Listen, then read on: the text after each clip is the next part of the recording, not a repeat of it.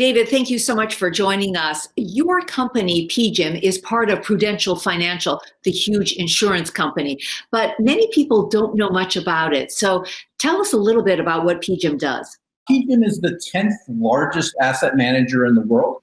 We manage 1.4 trillion, that's with a T, assets.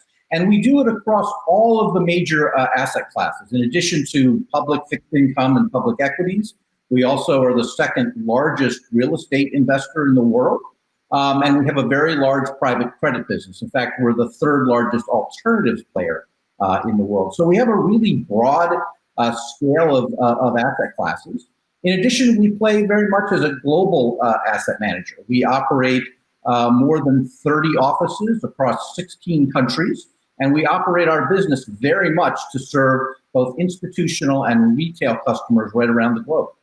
Well, during the pandemic, these past 6 months, you've been writing and talking a lot about the importance of stakeholder capitalism. And you say that one of the silver linings during this dark time is that many companies are stepping up and addressing the interests of their employees, their customers, their communities that they serve, not just their shareholders. What are some of the changes that you've been seeing? Well, I think one of the really encouraging changes has been the level of investment and care that people have taken with their employees. I think you've seen company CEOs right across America and indeed in Europe as well, making sure that through this, their employees are well taken care of, that they have the tools that they need. They've stepped up in a fairly big way on education and helping people get settled in to work from home. And that investment in employees, they haven't viewed as an expense, but they've viewed that as a sign of future productivity in their employees. And I think that's very promising indeed. So what else has surprised you as you look back at what some of these companies have been doing these past few months? I've been really pleased to see the level of give back into local communities that's happened. If I just take Prudential as an example, we've always been a major player in Newark, which has been our hometown for 140 years.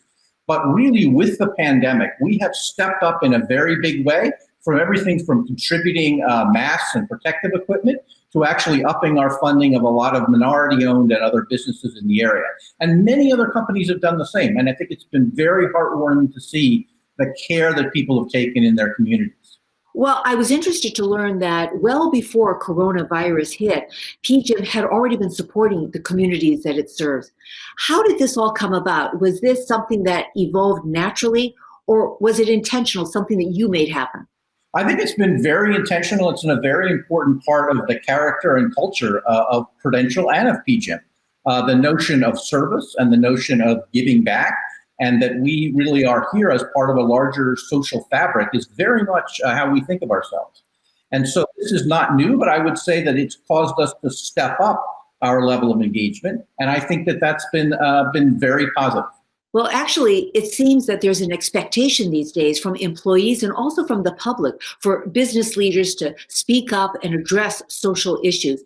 Do you think that the job of CEO has changed? Do you have a moral responsibility to address these social issues? Susie, I'm really glad you raised that because I think that the expectation has changed.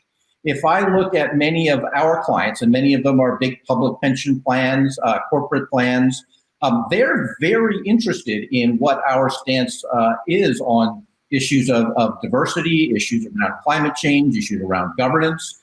They're very interested in how we employ ESG technology to evaluate investments.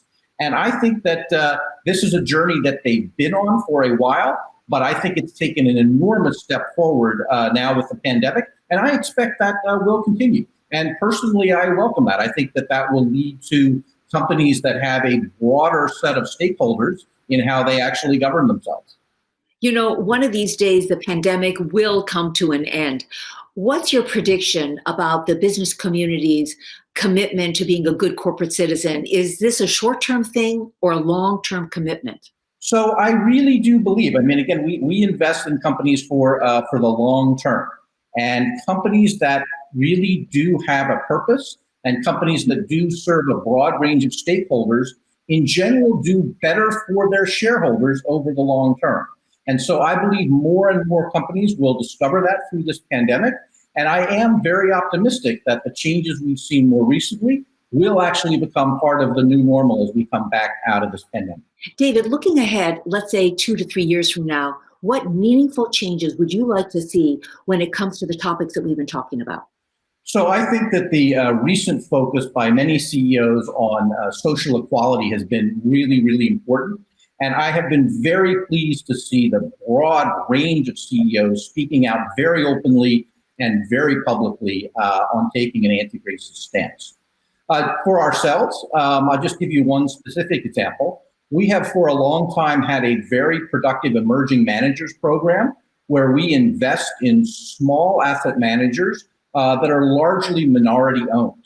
And these are very talented people who have very good investment track records, but aren't yet large enough really to be on an institutional platform.